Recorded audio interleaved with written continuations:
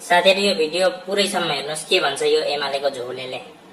बोकाले मुख मुते जस्तो मात्रै हो। अनि दमक मात्रै बनाएर हुन्छ त देश चाहिँ कसले बनाउँछ त?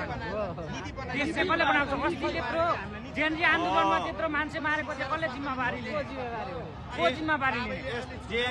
जेएनजीलाई कसले मार्यो? कसले मारेको? कसले मार्दा? केपी सरकारले मारेको। केपी सरकारले मारेको प्रमाण छ तपाईहरुसित? कस्तो प्रमाण छैन? केपी सरकारले बालेन हो। कसरी मार्ने चाहिँ बालेन भयो। मान्छेलाई उहाँ आगो फुकेर राखेको ठाउँमा दमकल नलाने सत्तामा को त्यो सत्तामा कसले दिन्छ आदेश? आदेश बिना त्यतिकै गोली चल्छ? महानगरको आदेश बिना गोली चल्छ त्यतिकै? सिंहदरबार लगेर डोडा हैन, आदेश बिना गोली चल्छ त्यतिकै कि चल्दैन? त्यो भन्नु पहिला तपाईँ। त्यतिकै चल्छ? खालि एमाले भनेर मात्रै हुन्छ? एमालेको झोले भनेर हुन्छ कहीँ? देशले सासै फेर्न सक्दैन। हो आम्मा हो, यही विचारले गर्दा नि विदेश पठाएर मान्छे मारेर त्यही त हो।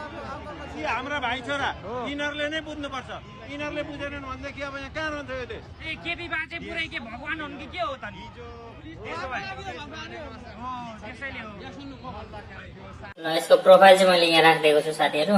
यसको नाम चाहिँ गुणराज थापा हो। यसको चाहिँ पहिला इटाभट्टा थियो, पछि इटाभट्टा डुबेर बौलाएर अहिले झोले भएछ। नयाँ छ प्रोफाइल। तपाईहरु कमेन्ट गर्नुस् के भन्नु।